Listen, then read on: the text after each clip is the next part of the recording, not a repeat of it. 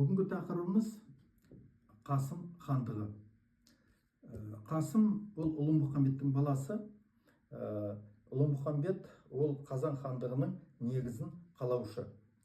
Ұлы-Мұхаммед ол Тоқай Темірдің ұрпағы. Сол Ұлы-Мұхаммедті 1445 жылы баласы Махмуд өлтіріп хан болды деген бір деректер бар. Қасым осы Махмудтың бауыры. Екеуі таққа таласқан болу керек. Ақыры Қасым тақсыз қалғандықтан оның адамдарымен мына Василий II Москва князьдігіне шақырып, оған жер беріп, қалашық беріп, ақыры сонда 1452 жылы Қасым хандығы пайда болады. Қасымның арманы мынау әкесінің жаңа Қазан хандығын алу, бірақ шамасы жетпей, ол арманда кеткен болуы керек. 17 жыл жаңағы Қасым хандығын билейді. Одан кейін Қасым өлгеннен кейін оның баласы Данияр хан болады Қасым хандығында. Ол 20 жыл хан болады. Соғыстарға қатысады Москва князьдігінің жағында. Әсіресе 1471 жылы Москва князінің тағдыры шешілетін шайқаста Новгород әскерімен. Осы Москва князьдігінің әскері жеңілейін деп жатқан кезде шешуші соққыны осы Даниярдың қолы соққы беріп жеңісті жұлып алады. Данияр өлгеннен кейін 1486 жылы, сол жылы бұның Қарақұтша деген баласы да өледі.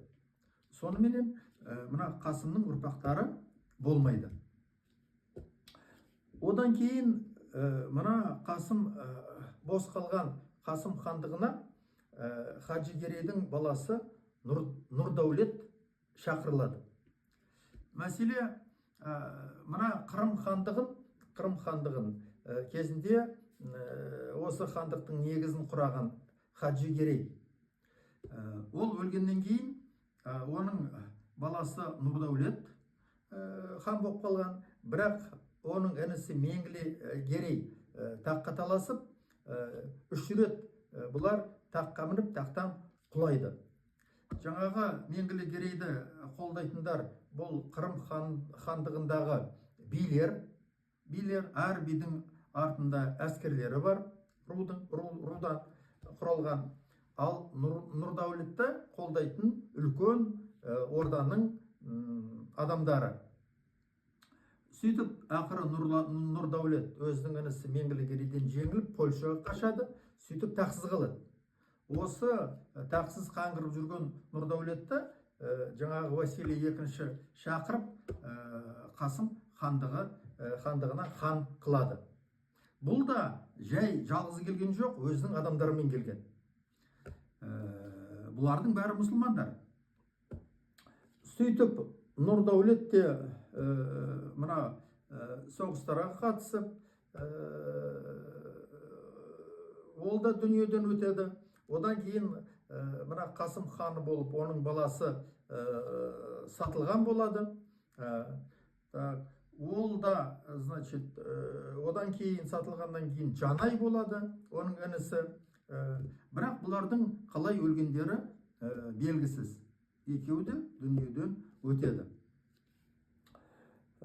Сөйтіп, мына Тоқай Темір ұрпақтарынан мына Қасым хандығының ханы болып, барлығы 5 адам болады.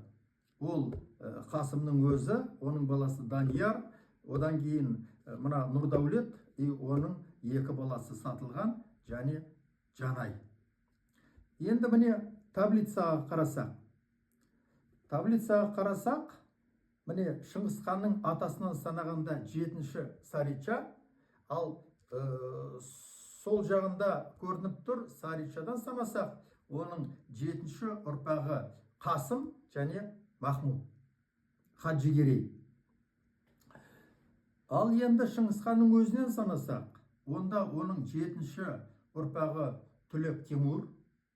Түлек Темур ана кезінде едіге жарақаттанып бір жерде болған жаңағы жерін айтып қойған адам. Осы Түлек Темурдың 7-ші ұрпағы міне Сатылған, Жанай және Қаракуча. Осыменен мына Қасым ханның хандары мына Тоқай Темур жағынан бітеді, тарихқа кетеді. Енді оң жағына қарасаңыздар, мына Илхам, Мұхамбет Амин, Абдуллатиф, өткен жыл айттық. Бұл да жаңағы Шыңғысхан санағанда 2-ші айналымның ең соңғы хандары. Бұлар да баласыз. Мына Сатылған, Жанай, бұлар да баласыз болған. Ал Қаракуча, Даниярдың баласы, ол да 1486 жылы өлген. Сөйтіп, 2 рет 7 буыннан 2 айналым болып, мына Тоқай Темурдың ұрпақтары Қазан хандығынан да, мынау Қасым хандығынан да тарихқа кетеді. Енді келесі мына Қасым хандығы болған хандар, бұлар үлкен ордадан шыққан адамдар.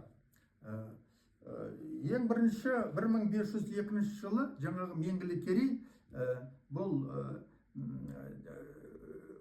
үлкен орданың жаңағы бір-бірімен қырылысып атқан кезде шабуыл жасап, сарайды жағып, быт-шытын шығарып, жаңағы жеңеді.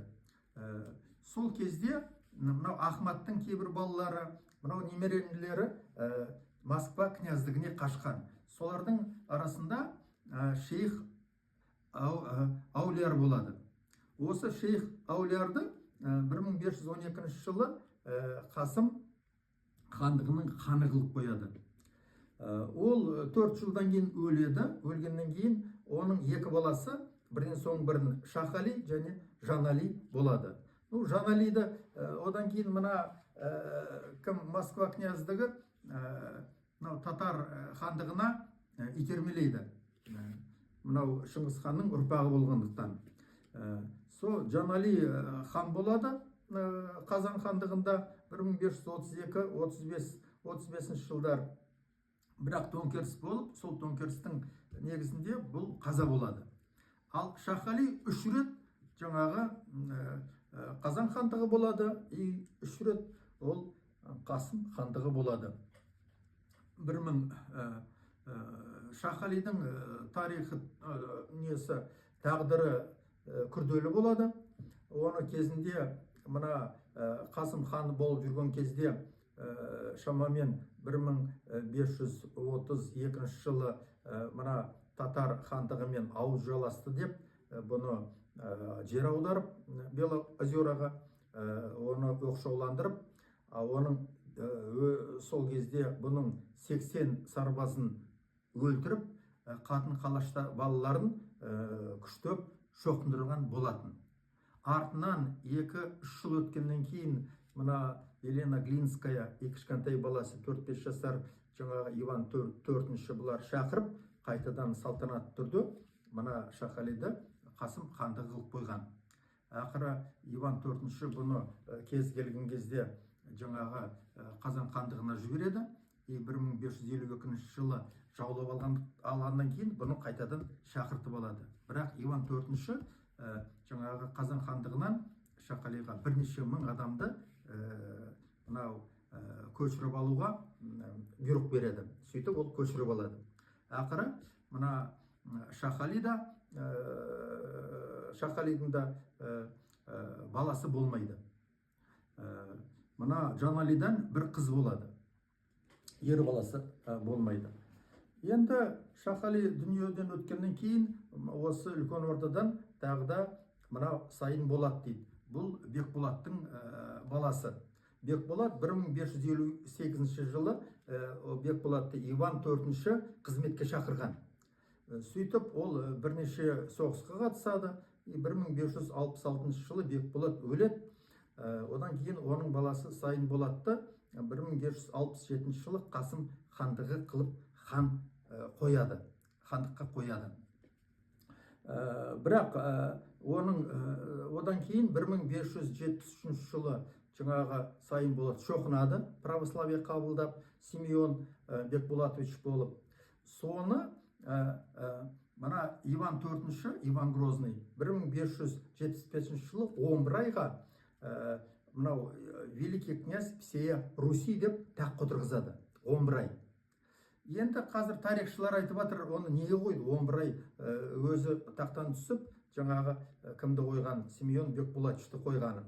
Соның бір версиялары, ересей тарихшылардың айтатындары, мына Иван Грозный мына шіркеудің дүние мүлкін алғысы келді. Және ол алды, бірақ та ана Симеонның қолымен алды. Өзі мыс ешқандай қатысы жоқ сияқты көрінгісі келді деп айтады. Бір версиялар, бұдан майда версиялар бар. Бірақ менің ойым, мына Иван Грозный ол ең бірінші рет бұл өзі титулдалған великий князь всея Руси. Оның алдына дейін великий князь Московское княжество болатын. Велик Русь деген сөз айналымға кірді. Осы русизм идеологиясы пайда болды. Бұл қандай идеология? Ол жаңағы келген мына Қасым хандығындағы келген адамдарды пайдаланып, жаңағыларды православияға өткізу, шоқындыру, одан кейін соларды қолданып, жандағы көрші мемлекеттерді басып алу. Көрші мемлекеттердің қолдағандарын шен-шекпен беріп өзіне тарту, ал қарсы келгендерін қырып тастау. Осыны русизм идеологиясы дейді. Сөйтіп жаңағы 11 айда мына тарихшылар зерттейді деп ойлаймын. Мына Қасым хандығындағы мұсылмандардың біразын оның алдындағы қабылданған жаңағы қабылдамаған мұсылмандарды мұсылмандықта күштеп жаңағы шоқындырған болды деп есептеймін. Одан кейін Иван Грознойдың жаңағы опричнинасы бар, 7 жыл болған. Онда да мына таққа кім көз тікті, кімнің билік еткісі келеді, соларды қырып тастаған Иван Грозный. Сөйтіп Симеон, мына Иван Грозный өледі кезінде, уақыты келіп, одан кейін Симеон Бекболатович қалады, бірақ бұны жаңағы кім мына кімнен кейін хан болған Смутаның кезінде Федордың жаңағы несі көмекшісі болған Шеттің ұрпағы қазір есімі түспей тұр аузыма, сонымен таласады таққа. Ақыры бұны шіркеуге жіберіп, сол билігінен айырылып, бұл солай өледі. Бұның 3 баласы болған, бірақ 3 баласы да өзінен бұрын қайтыс болған көрінеді. Келесі мына Қасым хандығының ханы болып, мына Мұстафа Али. Мұстафа Али оның әкесі Абдулла кезінде өзінің отрядымен мына Қасым хандығына келген. Одан кейін 1552 жылы мына май айында ол Москва княздігінің құрылымына кірген болатын. Сол Абдулланың баласы Мұстафа Али 1584 жылы жаңағы Қасым хандығының ханы болады. Бұл да біраз уақыт хан болып, қалай өлгені белгісіз. Бұның да бір ғана қыз баласы болған. Сөйтіп үлкен ордадан жалпы 4-5 адам жаңағы Қасым, 5 адам Қасым хандығының ханы болған. Енді